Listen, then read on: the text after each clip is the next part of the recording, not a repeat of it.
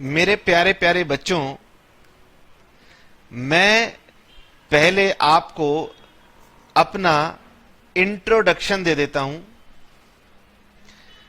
बेटे, my self गगन कपूर, आपको सामने स्क्रीन पर दिखाई दे रहा है मेरा नाम। तो मेरा नाम है गगन कपूर और मैं आप लोगों को अकाउंटिंग का पेपर पढ़ाऊंगा।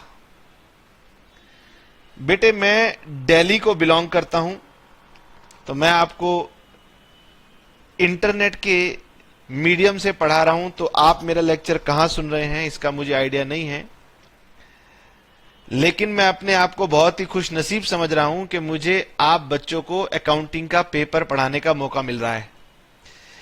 और मैं उम्मीद करता हूं कि हमारे बच्चे हमारे साथ पढ़ना बहुत ही एंजॉय करेंगे। मुझे लग रहा है कि सभी बच्चे बहुत ही ज्यादा क्यूरियस नजर आ रहे हैं कि सर क्या सब्जेक्ट है।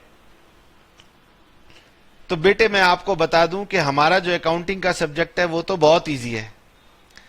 इतना इजी है कि बेटे मेरे पास तो शब्द भी खत्म है कि मैं आपसे क्या कहूं कि इतना आसान सब्जेक्ट पढ़ाने का मुझे मौका मिल रहा है। और मेरी खुशनसीबी यह है कि मुझे आपको इसे स्टार्टिंग से पढ़ाने का मौका मिल रहा है। कई बार ना टीचर, जब आप बड़े हो जाएंगे तो टीचर कहते हैं कि काश मैं आपको स्टार्टिंग से पढ़ा पाता, आपके कंसेप्ट अच्छे कर पाता। तो मैं कहूंगा कि कम से कम मैं ऐसा नहीं कहूंगा, क्योंकि मैं स्टार्टिंग से ही आपको पढ़ा रहा हूं। और फ्यूचर में यदि आप किसी भी टीचर से पढ़ेंगे तो मुझे बहुत खुशी भी रहेगी और सेटिस्फेक्शन भी रहेगी कि मैंने आपको कंसेप्ट स्ट्रांग करके भेजा है और आपके टीचर भी इस बात से सेटिस्फाइड रहेंगे। चलिए हम लोग अपना सब्जेक्ट स्टार्ट करते हैं। बाकी बातें तो धीरे धीरे आपकी और हमारी होती ही रहेंगी। बच्चे कह रहे हैं सर आप तो बातें करेंगे, हम कैसे करेंगे? उसका भी मौका आएगा, आपको बताएंगे। चलिए जी, मेरे साथ साथ सभी बच्चे रजिस्टर ओपन करेंगे और सबसे पहले तो अपने इस प्यारे से सब्जेक्ट का नाम लिखेंगे। सब्जेक्ट का नाम है अकाउंटिंग।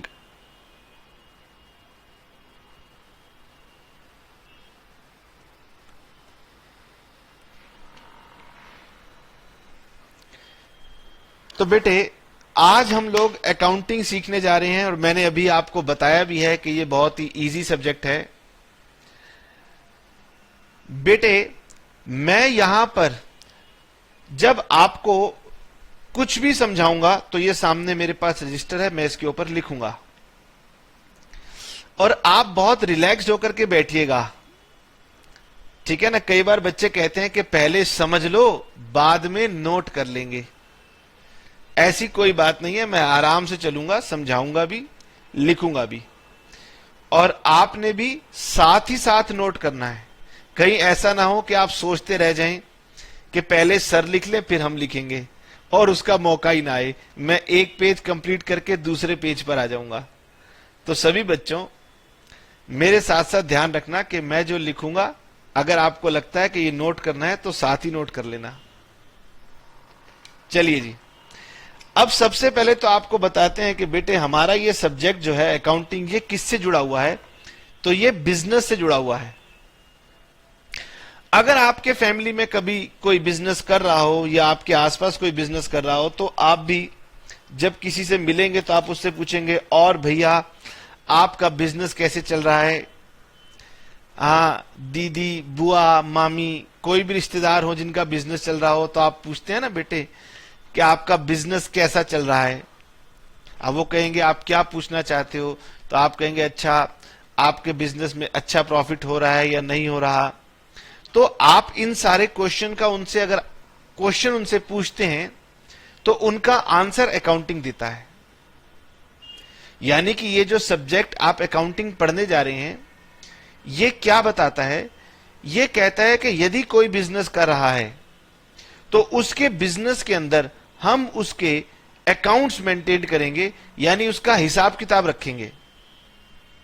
हाँ, सरल भाषा में इसका मतलब यही है कि बिजनेस आप करना, उसका हिसाब किताब रखने की जिम्मेदारी अकाउंटिंग को दे देना।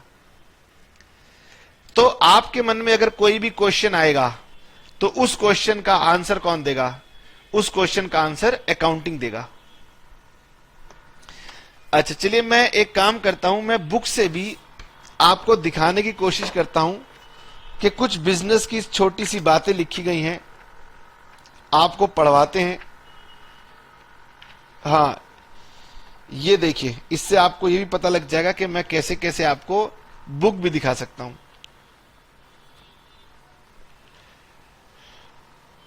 ऐसे ही मैंने कहा चलिए आपको बुक से दिखाता हूं कि बिजनेस करना और बिजनेस से जुड़ी हुई बातें कुछ दिखा दें। जिन बच्चों के पास वीडियो क्लियर नहीं आ रहा हो बेटे, वो अपने राइट हैंड साइड में स्क्रीन के नीचे देखेंगे एक एचडी करके एक आइकन आ रहा होगा, उसे प्रेस कर देंगे तो वीडियो और भी ज्यादा क्लियर हो जाएगा।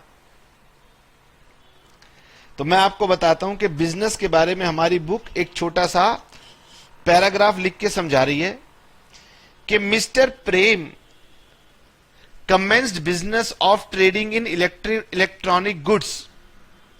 अब आजकल इलेक्ट्रॉनिक गुड्स का बिजनेस तो हर एक बच्चा समझता है, क्योंकि मोबाइल फोन का शौक अब सभी को है ना।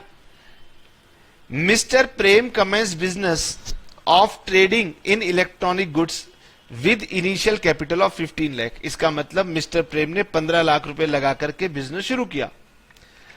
Out of the said 15 lakh he paid 10 lakh towards purchase of electronic goods. तो सामान खरीदने में 10 लाख खर्च हो गए। He further spend 2 lakh on furnishing the shop and 35,000 for purchase of computer and printer. अब दुकान को अच्छा बनाने में 2 लाख खर्च कर दिए, एक कंप्यूटर खरीदा गया, एक प्रिंटर खरीदा गया कि जो भी ग्राहक आएंगे तो उन्हें बिल तो देना ही पड़ेगा। ₹10,000 is yet to be paid to supplier of computer. Computer जिनसे खरीदा गया था उन्हें 10,000 रुपए कहा गया कि पहले चेक कर लें फिर आपको दे देंगे। फिर ही sold goods costing 5 lakh for 7 lakh in cash, goods costing 2,50,000 for 3,10,000 on credit. Cash cell मतलब सामान बेचा और पैसे आ गए, क्रेडिट सेल का मतलब होता है सामान बेचा और पैसे नहीं आए। फिर लिखा है goods sold on credit were returned being defective. कुछ सामान डिफेक्टिव निकला तो ग्राहक ने वापस कर दिया, हमने वो सामान सप्लायर को वापस कर दिया। अच्छा, looking into the response he decided to trade in home appliances and also further invested ₹5 lakh. उसने कहा बिजनेस अच्छा चल रहा है, चलो 5 लाख रुपए और डाल देते हैं बिजनेस में। He purchased electronic goods and home appliances for 8 lakh out of which purchase of 2 lakh were on credit. फिर उसने 8 लाख का सामान खरीदा जिसमें से 2 लाख का क्रेडिट पर खरीदा। जैसा कि मैंने बताया, क्रेडिट का मतलब है कि पैसे हम बाद में दे देंगे, तो 6 लाख तो हमने तभी दे दिया, बाकी 2 लाख हम बाद में दे देंगे। ड्यू टू एन अर्थक्वेक, भूकंप के झटके आ गए। 2 LCD television costing 50,000 were completely destroyed and mister Prem received an insurance claim of 30,000। अब भूकंप बड़ी खतरनाक चीज है बेटे, भगवान ना करे कि किसी को भूकंप देखना पड़े, लेकिन हमारे सवाल में आ गया है। वो भूकंप ने झटके दिए और 2 LCD टीवी हमारे खराब हो गए और हमने इंश्योरेंस करवा रखी थी, तो 30,000 का क्लेम रिसीव कर लिया।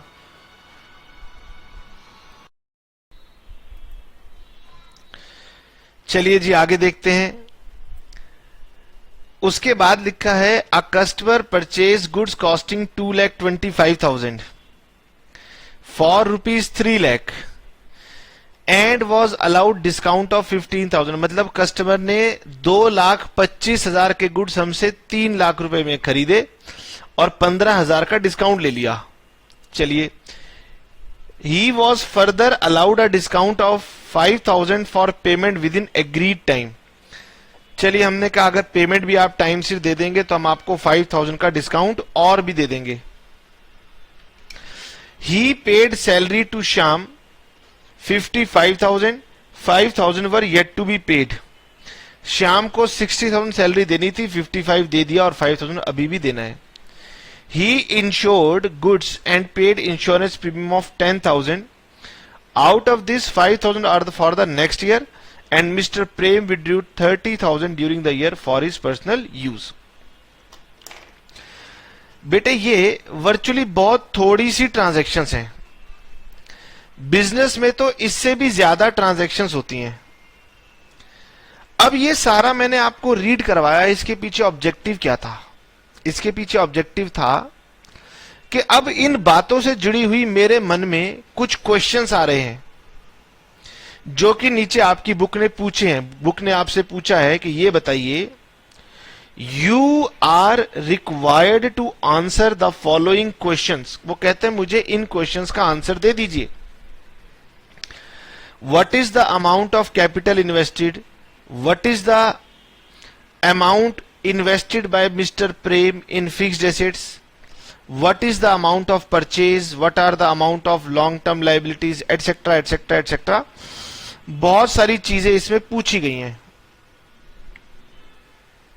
इसका मतलब यदि हम मिस्टर प्रेम से इतने सारे क्वेश्चंस पूछेंगे तो मिस्टर प्रेम थोड़े से पजल्ड हैं, कह रहे कि यार इसको कैसे आंसर करूं।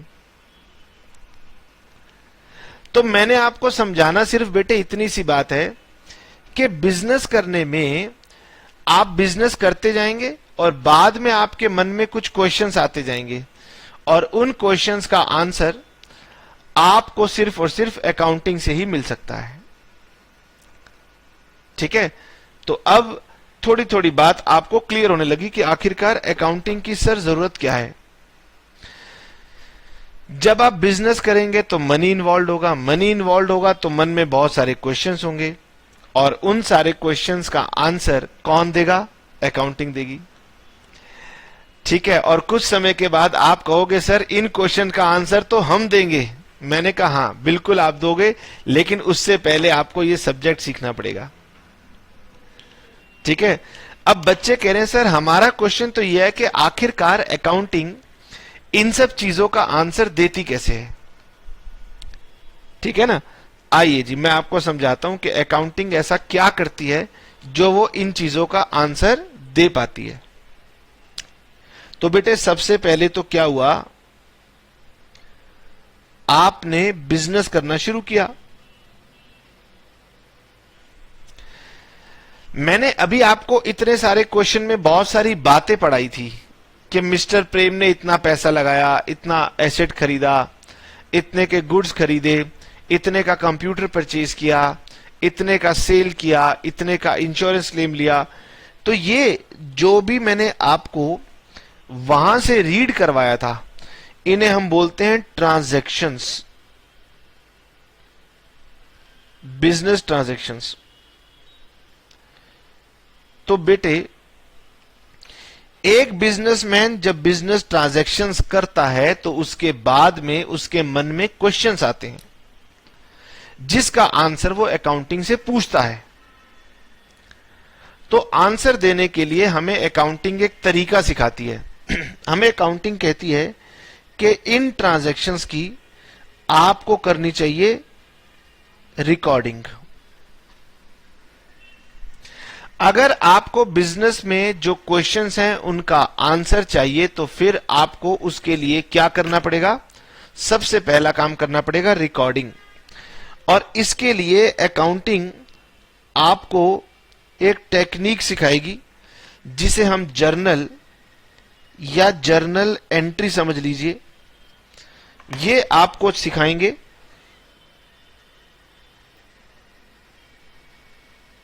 ये लीजिए, अकाउंटिंग ने कहा रिकॉर्डिंग कर लो। मैंने कहा लो जी मैंने रिकॉर्डिंग कर ली। क्या अब मुझे आप मेरे क्वेश्चंस का आंसर दे पाएंगे? बहुत सारे क्वेश्चंस वहां पर थे ना। मैंने पूछा लो रिकॉर्डिंग कर लूंगा तो क्या आप आंसर दे देंगे? अकाउंटिंग ने कहा नहीं, सिर्फ जर्नल से हम आपको आंसर नहीं दे पाएंगे, आपको कुछ और भी करना पड़ेगा। हमने कहा कोई बात नहीं, जो कहो वो कर लेंगे। हमारी अकाउंटिंग कहती है इसके लिए ना आपको क्लासिफिकेशन भी करनी पड़ेगी। क्लासिफिकेशन हम आपको सिखाएंगे with the help of ledger, या आप इसे अभी अकाउंट समझ सकते हैं। लीजिए, मैंने ये भी काम सीख लिया। यानी मैंने मान लिया कि चलिए एक बच्चे को रिकॉर्डिंग आ गई, एक बच्चे को उसकी क्लासिफिकेशन भी करनी आ गई। अब वो बच्चा कह रहा है क्या अब मेरे क्वेश्चंस का आंसर दे पाएंगे? तो बेटे ये जितने भी क्वेश्चंस पूछे गए हैं इनका आंसर वो बच्चा दे सकता है जिसे ये दोनों चीजें आती हों, रिकॉर्डिंग करनी भी आती हो और क्लासिफिकेशन करनी भी आती हो। ठीक है। अब बुक में बेटे इन क्वेश्चन का आंसर ना देसी जुगाड़ के तरीके से निकाला हुआ है, तो उसको देखना मत, कभी ये मत समझ लेना कि जो नीचे किया गया क्या यही अकाउंटिंग है। Answer is no. तो जितने भी क्वेश्चन बुक वाले ने आपसे पूछे हैं ना कि कैपिटल कितनी है, स्टॉक कितना है, लेना कितना है, देना कितना है, इन सारी चीजों का आंसर इन दोनों से मिल जाएगा। लेकिन हमारी अकाउंटिंग कहती है कि अभी कुछ और भी क्वेश्चन बिजनेसमैन के मन में होते हैं जो कि इस क्वेश्चन ने पूछे नहीं थे। सर वो कौन से क्वेश्चन हो सकते हैं, आप ही बताओ। अगर कोई व्यक्ति बिजनेस कर रहा है तो वो आपसे क्या ये नहीं पूछेगा कि मैंने प्रॉफिट कितना कमाया बिजनेस में? जरूर पूछेगा। तो सर प्रॉफिट का आंसर कौन देगा? क्या प्रॉफिट का आंसर ये दोनों लोग दे पाएंगे? तो नहीं, ये दोनों लोग प्रॉफिट का आंसर नहीं दे पाएंगे। इसके लिए हम एक और स्टेप फॉलो करेंगे विच इज कॉल्ड समराइजेशन।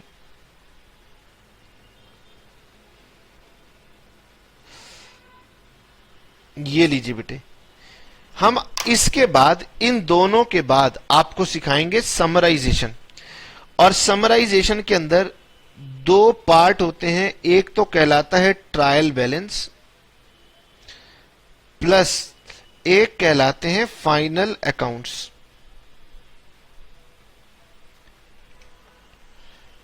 जब आप ये वाला स्टेप भी अकाउंटिंग का सीख जाएंगे तो आप उसको ये आंसर दे पाएंगे कि तुम्हारा प्रॉफिट आया या नहीं आया। ठीक है। रिकॉर्डिंग भी कर ली, क्लासिफिकेशन भी कर ली, बहुत सारे क्वेश्चन का आंसर मिल गया, लेकिन मेन जो चीज थी प्रॉफिट का आंसर वो इस स्टेज के बाद निकलेगा। सर क्या अब अकाउंटिंग खत्म, यही अकाउंटिंग है? Answer is no. इसके बाद भी बेटे बिजनेसमैन कहता है कि चलो अच्छा होता अगर मैं ये एनालिसिस कर पाता कि मैंने बिजनेस ठीक से चलाया या नहीं चलाया, या मेरा बिजनेस औरों के कंपैरिजन में कैसा चलता है। अब उसके मन में ये जानने की इच्छा हो गई, तो अकाउंटिंग कहती है कि ठीक है, इसके बाद हम आपको एक तरीका और सिखाएंगे which is called analysis and interpretation.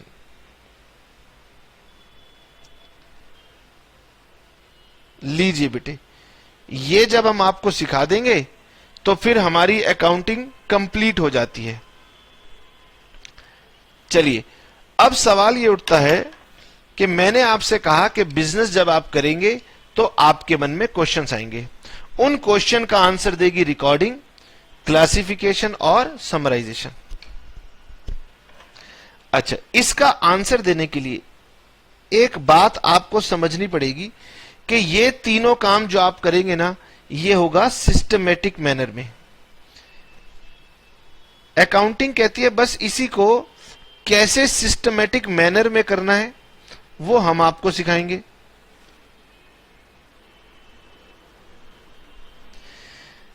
और हम सभी कुछ मॉनेटरी टर्म्स में करेंगे।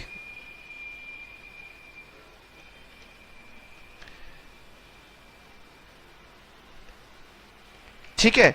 और इसी को हम लोग क्या बोलते हैं? इसी को हम लोग अकाउंटिंग बोलते हैं, या इसी को हम लोग कई बार अकाउंटिंग प्रोसेस भी बोलते हैं।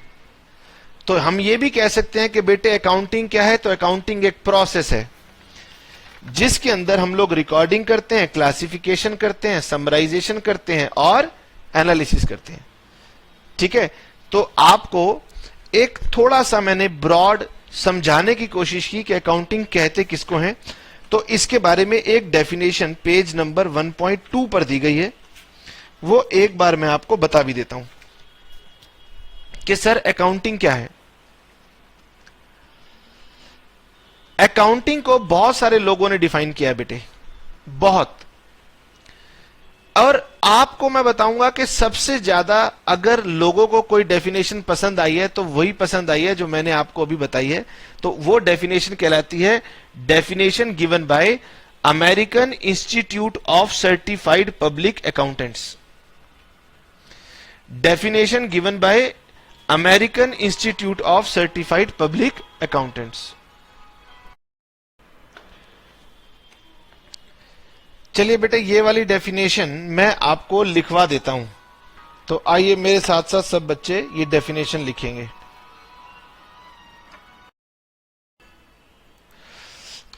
चलिए जी बेटे, ये डेफिनेशन लिख लेते हैं जो मैंने अभी आपको दिखाई थी। ये डेफिनेशन क्या कह रही है? अकाउंटिंग इज डिफाइंड बाय, तो मैंने आपको बताया था कि बेटे बहुत सारी डेफिनेशंस हमारे पास अकाउंटिंग की हैं, लेकिन जो सबसे सिंपल और पॉपुलर डेफिनेशन है वो American Institute of Certified Public Accountants ने हमें दी थी। उन्होंने कहा it is defined as N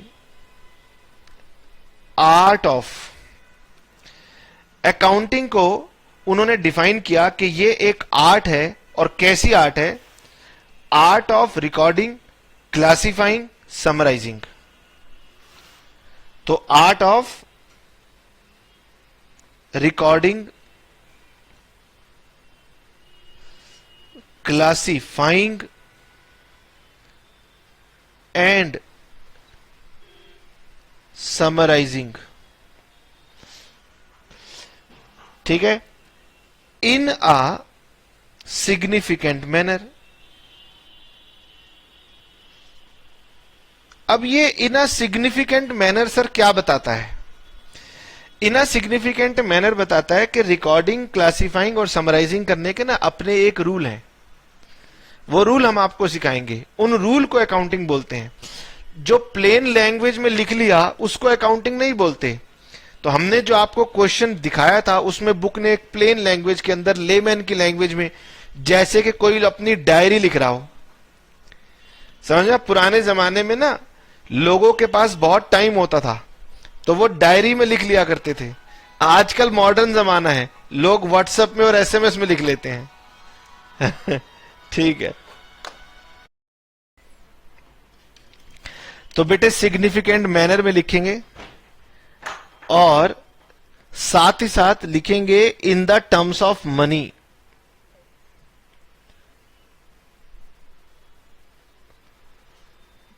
बेटे बिजनेस की परफॉर्मेंस तो मनी में ही मेजर होती है, इसीलिए हमारी अकाउंटिंग कहती है जो भी रिकॉर्डिंग, क्लासिफाइंग जो भी करना हो ना, एक सिस्टमेटिक मैनर हम आपको बताएंगे उसमें करना, और दूसरा यह कि मॉनेटरी टर्म्स में करना। ठीक है, किसकी? Transactions and events. वो जो मैंने आपको इतनी सारी एक्टिविटीज पढ़ाई थी उन्हीं को बोलते हैं ट्रांजैक्शंस एंड इवेंट्स।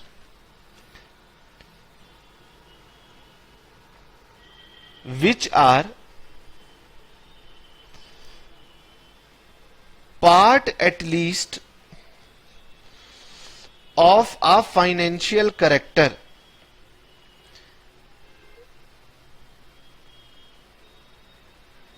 इसका मतलब यह है कि उन गतिविधियों को मनी की टर्म्स में लिखना जिन्हें मनी की टर्म्स में बताया जा सकता है। समझ में आया?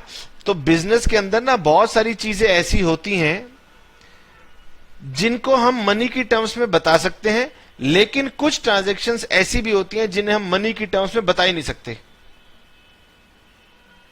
और जिन्हें हम मनी की टर्म्स में बता नहीं सकते ना, वो हमारी अकाउंटिंग का पार्ट नहीं बनेंगी।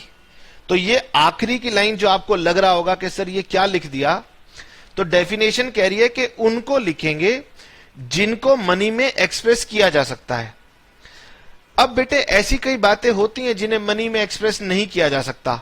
फॉर एग्जाम्पल, मैं किसी कंपनी की बात करता हूं, जैसे कि हम बात करें, मान लो टाटा ग्रुप की बात करें। अकाउंटिंग का मतलब है टाटा ग्रुप जो भी बिजनेस करता है वो मैं रिपोर्ट करूंगा। अब टाटा ग्रुप के चेयरमैन मिस्टर रतन टाटा कहते हैं कि जी मैं कल से रिटायर हो जाऊंगा। अब लोग सोच रहे हैं कि भाई टाटा कंपनी को तो खड़ा करने वाले मिस्टर रतन टाटा थे, अब पता नहीं कंपनी का क्या होगा। तो इसका मतलब व्यापार पे रतन टाटा के रिटायरमेंट का प्रभाव पड़ने वाला है। अब कोई पूछता है कि यार इसके रिटायरमेंट से कितना प्रभाव पड़ेगा मॉनेटरी टर्म्स में, तो मैं बता नहीं सकता। मैं और सरल उदाहरण देता हूं। मान लीजिए आपकी क्लास टीचर कहती हैं कि भाई मैं रिटायर हो रही हूं और नेक्स्ट मंथ से ना एक नई टीचर आपकी क्लास टीचर होंगी। तो आप सोच में पड़ जाओगे, आप कहोगे यार ये टीचर बहुत अच्छी थी, ये क्यों रिटायर हो रही हैं, इन्होंने अभी रिटायर होना था। तो आपके ऊपर टीचर के रिटायरमेंट का प्रभाव पड़ रहा है, लेकिन आप मॉनेटरी टर्म में उसको नहीं बता सकते। तो ऐसी अकाउंटिंग कहती है कि जिनका मॉनेटरी टर्म्स में डिफाइन किया जा सकता है उन्हीं को रिकॉर्ड करेंगे, ठीक है। और साथ ही साथ क्या करेंगे, and interpreting the results, interpreting the results thereof। अब बेटे इसके अंदर ये डेफिनेशन आपके बुक के पेज नंबर 1.2 पे भी दी गई है और बहुत ज्यादा अभी इसको समझने की जरूरत नहीं है। सिर्फ इतना समझना है कि आप इसे रट पाएं कि अगर टीचर आपसे पूछे 3 मार्क्स का क्वेश्चन कि डिफाइन अकाउंटिंग, तो आप डिफाइन कर पाओ। इतना आपको रटना है, तो इतनी समझ में आपको आ जाए, बस यही हमारा ऑब्जेक्टिव है, ठीक है। तो इसको कैसे करेंगे, तो डेफिनेशन में इंपॉर्टेंट बात क्या कही गई है कि this definition is given by American Institute of Certified Public accountants, जिसे शॉर्ट फॉर्म में AICPA लिखा है। तो कैसे डिफाइन किया उन्होंने कहा कि भाई ये रिकॉर्डिंग है, क्लासिफाइंग है, समराइजिंग है, ये 3 बातें हैं और ये एक खास तरीके से करनी होती है। और अकाउंटिंग का मतलब है कि आप इसे मनी की टर्म्स में करेंगे। और किसका करेंगे, ट्रांजैक्शंस एंड इवेंट्स का। तो बिजनेस का जो भी लेन देन होता है ना, उसी को बोलते हैं ट्रांजैक्शंस एंड इवेंट्स। तो यहां तक की डेफिनेशन बच्चे को समझ में आ जाती है कि सर क्या लिखा है। इसके बाद लिखा है कि उन गतिविधियों को लिखना which are of a financial character, मतलब जिनका मॉनेटरी करेक्टर हो। मैंने उदाहरण दिया था कि रतन टाटा रिटायर हो जाते हैं तो इनका मॉनेटरी करेक्टर नहीं है, यानी सामान खरीदो रिकॉर्ड करो, सामान बेचो मनी में है रिकॉर्ड करो, नुकसान हो जाए तो रिकॉर्ड करो, फायदा हो जाए तो रिकॉर्ड करो, एसेट खरीदो तो रिकॉर्ड करो, लेकिन MD बीमार हो जाए ये रिकॉर्ड मत करो क्योंकि इसका फाइनेंशियल करेक्टर नहीं है। And interpreting the result thereof, ठीक है। तो ये अकाउंटिंग की सबसे पॉपुलर डेफिनेशन है और इसके अंदर दरअसल एक बात मिसिंग थी। वो क्या थी वो मैं आपको बता देता हूं। डेफिनेशन में नहीं है तो आपको लिखनी भी नहीं है, मैं आपसे सिर्फ समझाने के लिए आपको बता रहा हूं कि इसमें क्या एक कमी थी डेफिनेशन में। इसमें कमी ये थी कि एनालिसिस के साथ साथ इसमें होना चाहिए था कम्युनिकेशन।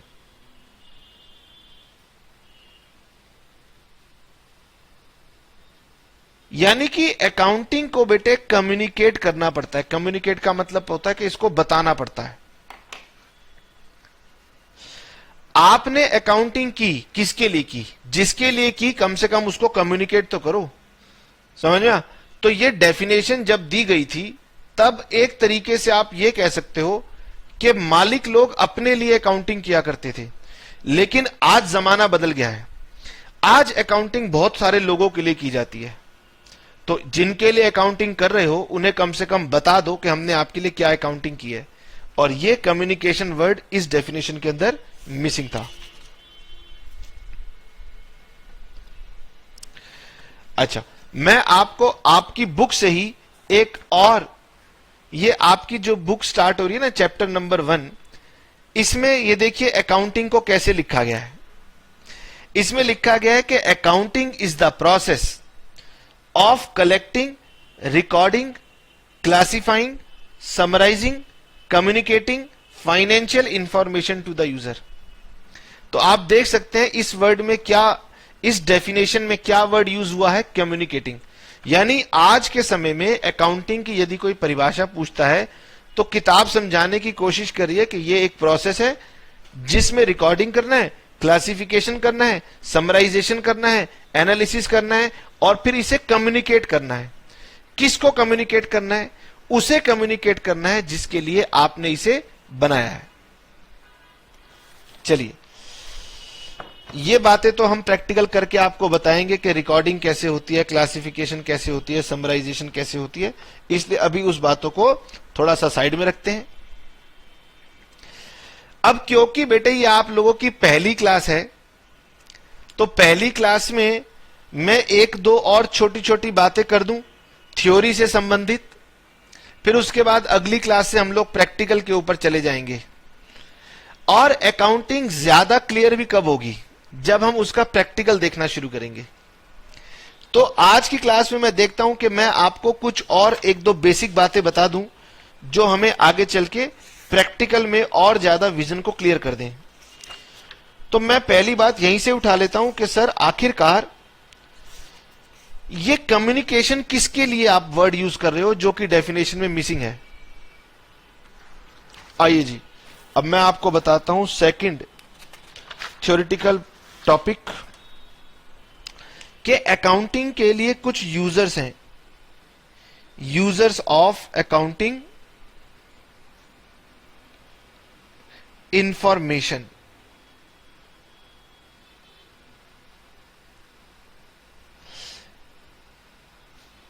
इसका मतलब क्या है? इसका मतलब यह है कि भाई किसी भी व्यापार की अकाउंटिंग में कौन दिलचस्पी रखता है। ठीक है, मुझसे पूछा जाए, मान लीजिए बच्चा मुझसे कहता है कि सर मेरे स्कूल के अकाउंट्स में क्या आपका इंटरेस्ट है? मैं कहूंगा जी मेरा आपके स्कूल के अंदर अकाउंट्स के अंदर इंटरेस्ट नहीं है। मैं आपसे कभी पूछूंगा भी नहीं कि आपके स्कूल में कितने बच्चे पढ़ते हैं और आपका स्कूल क्या अर्न करता है, क्या नहीं अर्न करता, मैं नहीं पूछूंगा। यह बताइए आप जिस स्कूल में पढ़ते हैं क्या आप उस स्कूल के मालिक हैं? बच्चे कह रहे सर हम स्टूडेंट हैं, हम कैसे उसके मालिक हो सकते हैं? मैंने कहा बिल्कुल ठीक। अगर आप अपने स्कूल के मालिक नहीं हैं और मैं आपसे पूछूं क्या आपका अपने स्कूल के अकाउंटिंग में कोई इंटरेस्ट है? आप कहेंगे सर हमारा भला क्या इंटरेस्ट हो सकता है, हम थोड़ी मालिक हैं, हमारा थोड़ी ना प्रॉफिट है। तो बेटे आपका इंटरेस्ट आपके स्कूल के अकाउंट्स में है। अब अगर मैं आपको बताऊंगा ना कि आपका क्या इंटरेस्ट है तो आप कहोगे सर कैसी बातें करते हो। देखो अगर स्कूल ज्यादा कमाएगा तो हम स्कूल को चिट्ठी लिखेंगे ना, प्लीज फीस कम कर दो, इतनी फीस क्यों लेते हो? बच्चे कह रहे क्या हमारे कहने से स्कूल वाले फीस कम कर देंगे? या आप बाद में समझेंगे कि हां ऐसा हो सकता है कि स्कूल वाले फीस कम कर दें, और अगर नहीं कम करेंगे तो ऐसा भी हो सकता है कि आप अदालत का दरवाजा खटखटा दो कि देखो स्कूल वाले कितना कमाते हैं, इन्हें फीस कम करनी चाहिए। आपका कहीं ना कहीं भविष्य जुड़ा हुआ है स्कूल के साथ, इसलिए आपका इंटरेस्ट स्कूल के अंदर या उसके अकाउंट्स में है। तो ऐसे ही अभी मैंने वर्ड यूज किया था कम्युनिकेशन ऑफ अकाउंटिंग इंफॉर्मेशन। तो किसको कम्युनिकेट करेंगे? उनको जो उनको इस्तेमाल करना चाहते हैं। इसे हम बोलते हैं यूजर्स ऑफ अकाउंटिंग इंफॉर्मेशन। तो सबसे बड़ा सवाल ये उठता है कि sir users of accounting information क्या है? इसका मतलब ये कि कौन से ऐसे लोग हैं जो किसी बिजनेस के अकाउंट्स में इंटरेस्ट रखते हैं। क्योंकि हर एक आदमी से यदि मैं पूछूंगा ना कि अकाउंट्स में किसका इंटरेस्ट होता है तो सभी लोग जवाब देंगे सर उसके ऑनर का।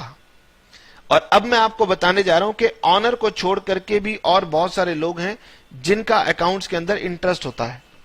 आइए जी देखिए, इन्होंने दो पार्ट में डिवाइड किया हुआ है। ये भूल जाइए पेज नंबर कौन सा है। बच्चे कह रहे सर हम तो सबसे पहले पेज नंबर ही पूछते हैं ना, पेज नंबर 1.14। ठीक है, दो तरह के यूजर होते हैं, एक इंटरनल यूजर होते हैं और एक एक्सटर्नल यूजर होते हैं।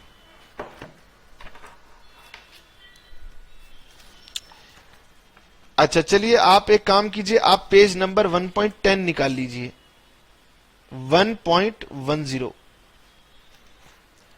Page number 1.10 users of accounting information. क्या है ना, आज थोड़ी सी थ्योरी की बातें कर लें, फिर अगली क्लास में कहां थ्योरी की बातें होंगी, फिर तो प्रैक्टिकल की बातें होंगी। ठीक है, आप यहां पर मेरे साथ ध्यान दीजिए। अकाउंटिंग के अंदर इंटरेस्ट रखने वाले यूजर्स को दो पार्ट में किताब डिवाइड करती है। एक तो बुक कहती है इंटरनल और दूसरी एक्सटर्नल।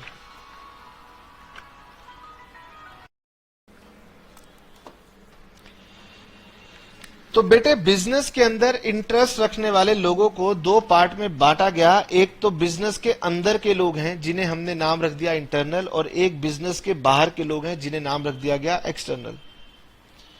इंटरनल के अंदर पहला तो बड़ा ही ऑब्वियस है, ऑनर, बिजनेस का मालिक, जो कि अकाउंटिंग को करवाएगा।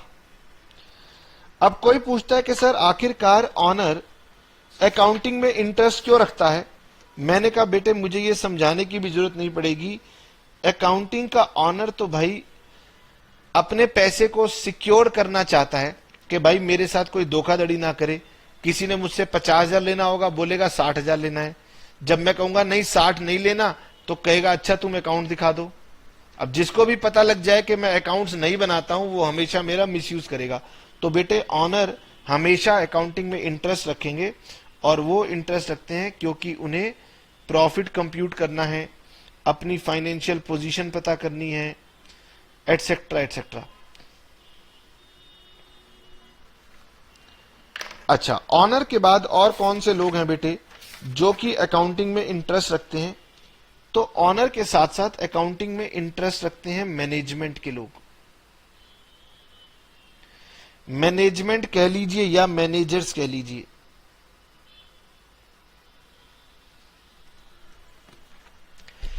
एक समय था जब मालिक लोग अपने बिजनेस को खुद ही मैनेज किया करते थे। अब आजकल ना बेटे लोगों के पास बहुत पैसा आ गया है, और लोगों के पास बहुत पैसा आ गया है तो लोग बिजनेस खोल देते हैं और उसमें एक मैनेजर बिठा देते हैं और कहते हैं कि मैनेजर साहब अब हमारे बिजनेस को हमने आपके ऊपर छोड़ दिया, इस पे खुद भी कमाइए और हमें भी कुछ कमा के दीजिए। तो मैनेजर सबसे पहले अकाउंट्स चेक करता है कि अच्छा मुझे दिखाओ कि इस कंपनी की पोजीशन कैसे चल रही है, पिछले सालों में कंपनी क्या करती थी, इस कंपनी के कौन से प्रोडक्ट सेल होते हैं। तो वो सारी की सारी जानकारी उसको कौन ला के देगा? अकाउंटिंग ही ला करके देगी। तो यानी अकाउंटिंग के अंदर इंटरेस्ट ऑनर ने भी रखा, मैनेजर ने भी रखा। ठीक है, और ऐसे कौन से लोग हैं? और तीसरे लोग हैं एम्प्लॉइज। एम्प्लॉइज का मतलब होता है वर्कर्स।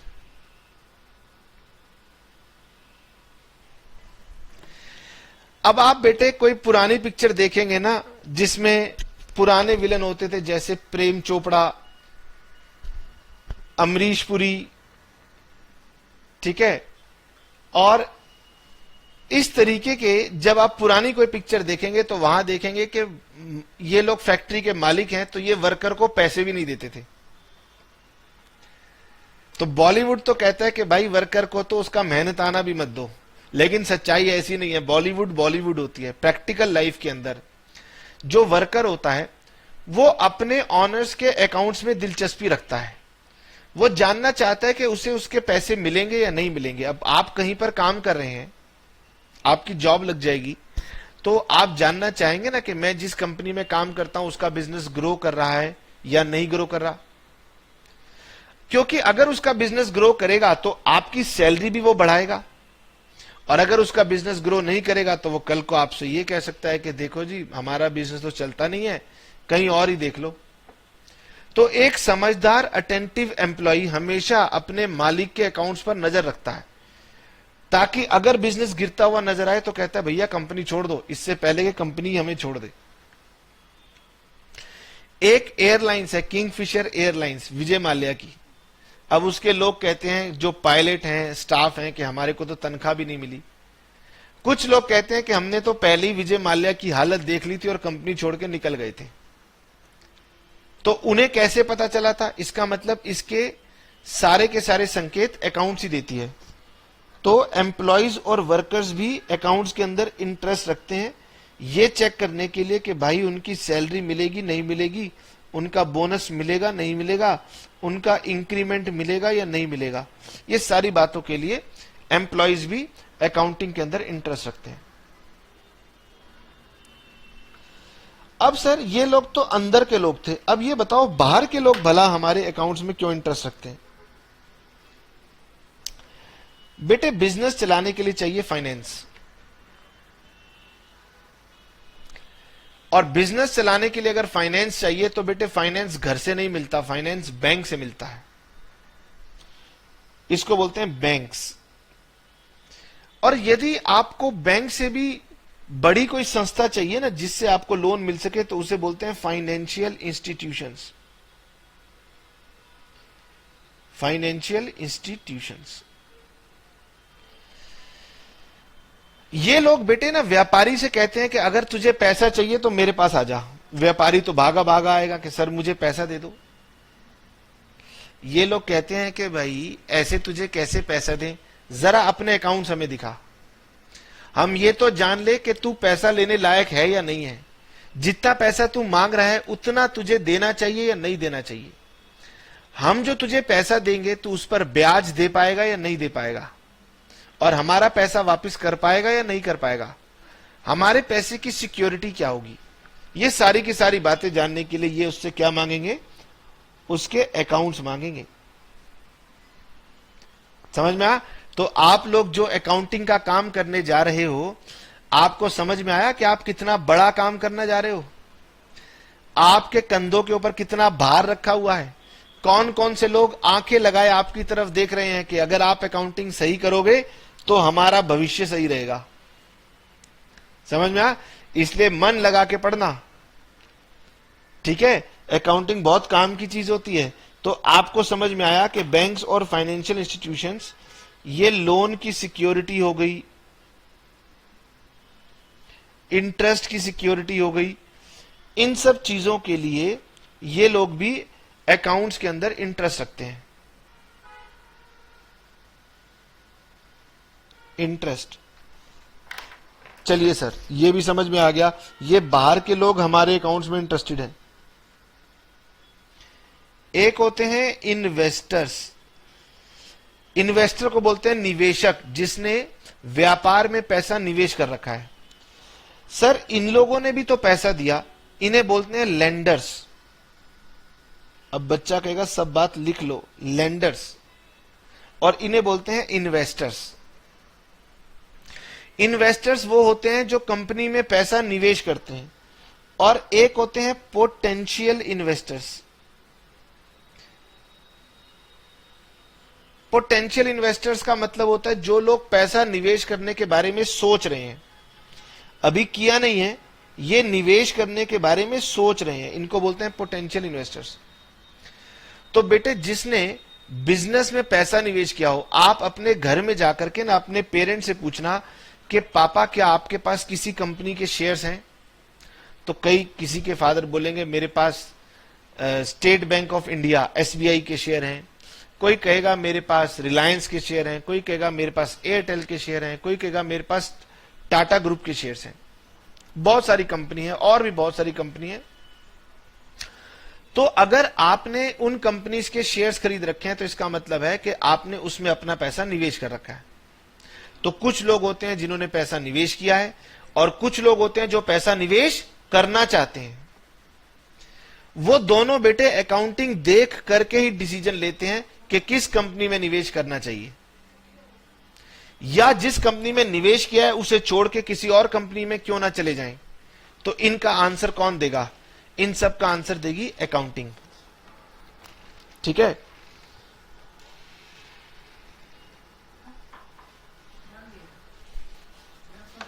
दे दे, ठीक है। अभी हम लोग कुछ ट्रांजैक्शंस पढ़ रहे थे किताब से, जिसमें लिखा हुआ था कि मिस्टर प्रेम ने 8 लाख रुपीस के गुड्स परचेज किए हैं, जिसमें से 2 लाख की पेमेंट अभी दी नहीं है। इसका मतलब अगर 8 लाख का सामान खरीदा है तो अभी 2 लाख के पैसे देने हैं। तो किसको देने हैं? जिसको देने होते हैं ना उसे हम बोलते हैं क्रेडिटर। ये सारी टर्म बेटे बाद में आएंगी, अभी तो सिर्फ आपने थोड़ा बहुत सुनना है। आज की क्लास का ऑब्जेक्टिव आपको कुछ समझाने का नहीं है, केवल दृश्य दिखा रहे हैं आपको अकाउंटिंग क्या है। हाँ, तो ज्यादा इमोशनल होकर के सीरियस होके आज कुछ मत समझना। बस ये जो टर्म्स हिंट दे रहे हैं ये बार बार रिपीट होंगी, अपने आप दिमाग में सेट हो जाएंगी। हम जिन लोगों से सामान खरीदते हैं और उन्हें यदि हमने अभी पैसे देने हैं तो हम उन्हें बोल देते हैं क्रेडिटर्स।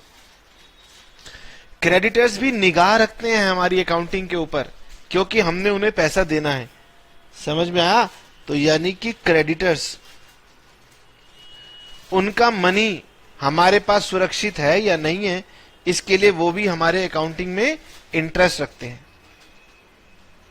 अच्छा जी, सबसे बड़ी संस्था जो हमारे अकाउंट्स में इंटरेस्टेड है वो तो मैं आपको बताना भूल ही गया, उसे बोलते हैं गवर्नमेंट।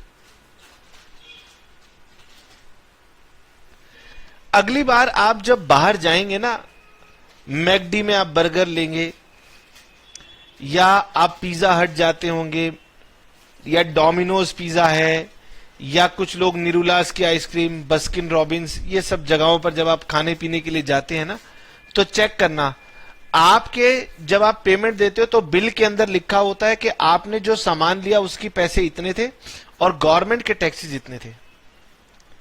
तो गवर्नमेंट के पास पैसे को कलेक्ट करने का एक ही तरीका होता है, मेन तरीका, जिसे हम बोलते हैं टैक्सेस, और वो टैक्सेस उसको व्यापारी से ही मिलते हैं। तो भाई व्यापारी के अकाउंट्स के अंदर गवर्नमेंट बहुत इंटरेस्टेड होती है कि इस व्यापारी ने हमारे टैक्स प्रॉपरली दिए हैं या नहीं दिए। तो यानी कि अकाउंट्स के अंदर गवर्नमेंट भी इंटरेस्टेड है। इसके साथ साथ जो लोग हमारा प्रोडक्ट परचेज करते हैं ना, उन्हें हम बोलते हैं कंज्यूमर्स। अगर आपने बेटे किसी कंपनी का प्रोडक्ट ले रखा है तो आप कहलाते हो कंज्यूमर। तो कंज्यूमर क्या है? जो कंपनी का प्रोडक्ट यूज करते हैं। अब ऐसे लोग भी कंपनी के ऊपर निगाह रखना चाहते हैं कि भाई हम जिनका प्रोडक्ट खरीद रहे हैं फ्यूचर में हमें उनकी सर्विसेज मिलेंगी या नहीं मिलेंगी। तो यानी कंज्यूमर्स भी अकाउंट्स के अंदर इंटरेस्टेड होते हैं। ठीक है, इसके साथ साथ रिसर्चर्स हो गए। अगर कोई लोग रिसर्च कर रहे हो ना, तो वो भी कई बार अकाउंट्स के अंदर इंटरेस्टेड होते हैं। तो बेटे ये वो लोग हैं जो कि अकाउंट्स में इंटरेस्टेड होते हैं। तो मैंने आज आपको अभी तक दो बातें बताई। पहला तो मैंने आपको एक छोटा सा ओवरऑल पिक्चर दिखाया कि अकाउंटिंग में हम लोग मेनली क्या क्या करेंगे। तो आप इसे डेफिनेशन भी कह सकते हैं और आप इसे फ्रेमवर्क भी कह सकते हैं कि अकाउंटिंग में हमने क्या पढ़ना है। बताइए। दूसरा, मैंने आपको समझाया कि अकाउंटिंग कितनी इंपॉर्टेंट चीज होती है कि इसमें सिर्फ ऑनर नहीं, बहुत सारे लोग इंटरेस्टेड होते हैं। समझ में? इसीलिए अकाउंटिंग को बहुत सारे लोग करते हैं। इसका मतलब यह है कि आप जो अकाउंटिंग के प्रोफेशन में आए हैं ना, तो आप बिल्कुल सिक्योर्ड हैं। ऐसा नहीं है कि भैया जो मालिक नहीं है, जो सोच रहा होगा भैया मेरे पिताजी का कोई बिजनेस थोड़ी ना, मैं क्यों अकाउंटिंग सीख रहा हूं। तो अकाउंटिंग के अंदर बहुत सारे लोग इंटरेस्टेड हैं। तो बहुत सारे लोगों के ये काम की चीज है अकाउंटिंग। ये मैंने आपको बताया। तो दो बातें आपने समझ ली, डेफिनेशन और इसके यूजर्स कौन कौन से हैं। ठीक है, आज बहुत ज्यादा बातें करने का समय नहीं है, तो मैं एक छोटी सी और आखिरी चीज आपको समझा दूं। उसके बाद नेक्स्ट क्लास से हम प्रैक्टिकल बातों के ऊपर चले जाएंगे अकाउंटिंग की। फिर जैसे जैसे बेटे आपको प्रैक्टिकल समझ में आता जाएगा ना, वैसे वैसे आपको अकाउंटिंग और भी ज्यादा क्लियर होती चली जाएगी। ठीक है, हम कहते हैं कि भगवान के कितने रूप हैं? भगवान के हम कहते हैं 3 रूप हैं, ब्रह्मा, विष्णु, महेश। ऐसे अगर कोई हमसे पूछे कि जी अकाउंट्स के कितने रूप हैं, तो हम कहेंगे अकाउंट्स के भी 3 रूप हैं। अब मेरे प्यारे प्यारे बच्चे हंस रहे हैं, कह रहे बताओ सर, बात समझाने के लिए कहां की बात कहां कनेक्ट कर दी। मैंने कहा चलो कोई बात नहीं, चाहे आपको हंसी आए या जैसे भी आए, मेरा ऑब्जेक्टिव पूरा होना चाहिए कि आपको याद रहे कि हाँ सर ने बताया था कि 3 तरह की अकाउंटिंग होती है जी।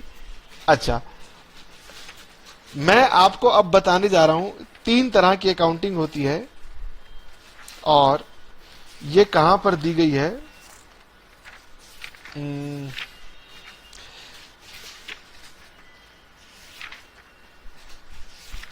अरे कहां दी गई है? दी नहीं गई, ऐसा कैसे हो सकता है? अरे ठहरो ठहरो, मैं बताता हूं कहां पर दी हुई है हमें ये।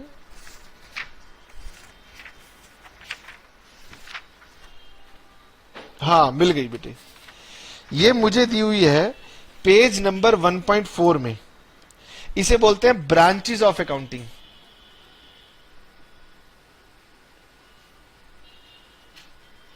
मतलब अकाउंटिंग के 3 प्रकार हैं, या यूं कहें अकाउंटिंग के 3 रूप हैं, लेकिन किताबें तो कह रही हैं इसकी 3 शाखाएं हैं। ब्रांचेस का मतलब शाखाएं, 3 पार्ट हैं।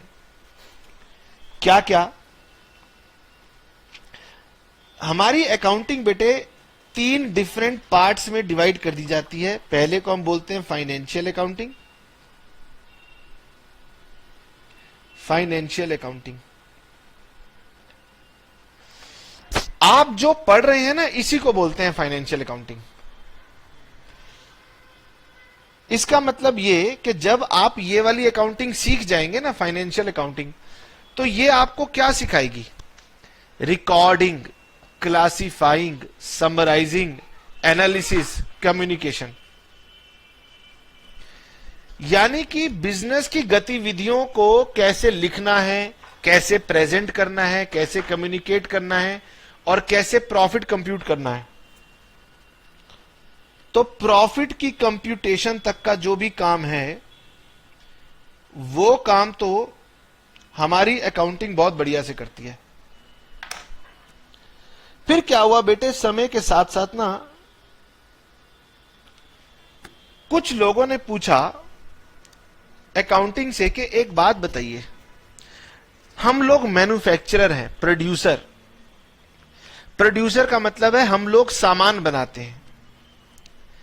इंडिया में जो लोग सामान बनाते हैं वो लोग अक्सर रो रहे होते हैं, कहते हैं कि देखो यार, हम इतनी कॉस्ट लगाते हैं, पता नहीं कैसे चाइना वाले हमारे यहां पर आकर के सस्ता सामान बेच देते हैं। क्या उन्हें नुकसान नहीं होता? ऐसा लोग पूछते हैं। तो हमारी अकाउंटिंग कहती है कि भाई पहले तो आप ये तो पता लगा लो कि आप जो सामान बनाते हो उसकी लागत क्या है। हमारे हिंदुस्तान में लोग कहते हैं कि यार लागत निकालना कौन सा कठिन काम है, मैं तो उंगलियों पे निकाल देता हूं। बहुत सारे लोग तो इवन बेटे ऐसा आंसर दे देते हैं कि देखो ऐसा है, एक बड़ी कंपनी है, बड़ी कंपनी का सामान मिलता है बाजार में 50 रुपए का, मैं छोटा आदमी हूं, मैं बेच देता हूं 40 रुपए का। हमने कहा अच्छा तुम्हारी लागत क्या आती है? कह रहे छोड़ो लागत क्या निकालनी, 40 रुपए में मेरी लागत आ जाती है और मुझे मुनाफा भी मिल जाता है। अरे भाई, जब कंपटीशन बढ़ेगा तो आपको अपनी लागत निकालनी पड़ेगी। बोलो हां, निकालनी पड़ेगी नहीं निकालनी पड़ेगी? सर्टेनली निकालनी पड़ेगी। जब कंपटीशन बढ़ता है तो हमें प्राइस गिराना पड़ता है, और हिंदुस्तान में लोग क्या कहते हैं, वो गिराएगा तो मैं भी गिरा दूंगा। लेकिन लोगों को यह नहीं पता चलता कि हमारी लागत है क्या। समझ में आ? तो एक स्टिफ कंपटीशन में यदि आपको सरवाइव करना है तो आपको अपनी कॉस्ट पता लगानी पड़ेगी। हमने अकाउंटिंग से जाकर के पूछा प्लीज मेरे प्रोडक्ट की कॉस्ट निकालना बताओ। हमारी अकाउंटिंग ने कहा कि भाई मैं तो स्टार्टिंग से ही प्रॉफिट कंप्यूटेशन को लेकर चल रहा था। इसका मतलब मेरी रिकॉर्डिंग जो है ना, वो प्रॉफिट निकालने के लिए बनी है। मेरी रिकॉर्डिंग कभी भी कॉस्ट निकालने के लिए नहीं बनी। तो व्यापारी लोगों ने कहा बताओ हम चाइना जैसे कंट्री के साथ कैसे सरवाइव करें, कैसे कंपीट करें। समझा? तो बेटे हमारी अकाउंटिंग ने कहा ठीक है कि यदि आपका ऑब्जेक्टिव कॉस्ट निकालना है तो फिर हम आपके लिए एक अलग अकाउंटिंग प्रेस्क्राइब करेंगे, आप उसको फॉलो करना। तो उसे हम बोलते हैं cost accounting.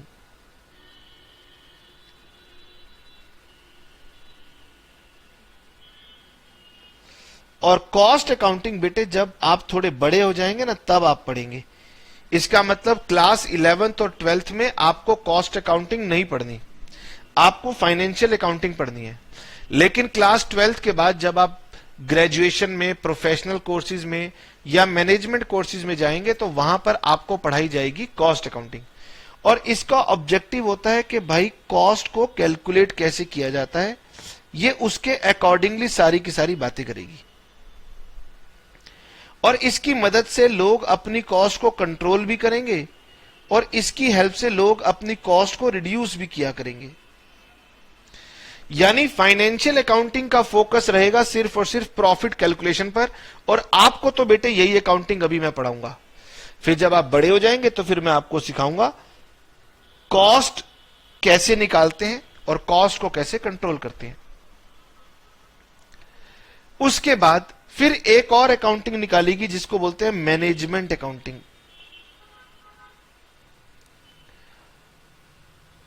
Management accounting managers लोगों ने मांगी। मैनेजर्स लोगों ने बोला कि हमें प्रॉफिट भी निकाल के बता दिया, हमें कॉस्ट भी निकाल के बता दी, अब बताओ चाइना जैसे स्टिफ कंपटीशन का सामना कैसे किया जाता है। तो अकाउंटिंग ने आकर के उनकी भी मदद की।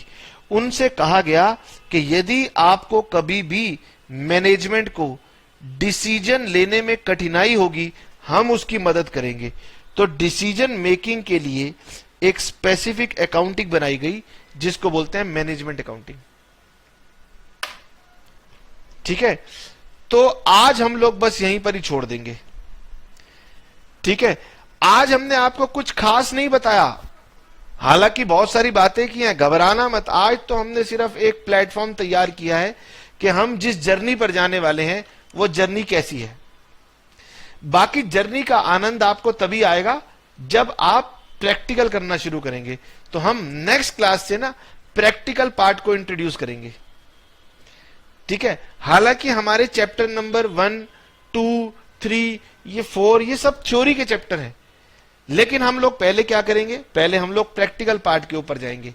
जैसे जैसे अकाउंट्स को बनाना सीखेंगे वैसे वैसे उसके अकाउंट्स की थ्योरी भी आपको अपने आप ही समझ में आने लगेगी। ठीक है, तो आज कुछ खास नहीं, जो पढ़ाया है उसको रिवाइज कर लेना, अकाउंटिंग की डेफिनेशन को रट लेना, बस यही आपका होमवर्क है। बाकी हम नेक्स्ट क्लास में आपके साथ चर्चा करेंगे। आज के लिए इतना ही, tata bye bye, see you.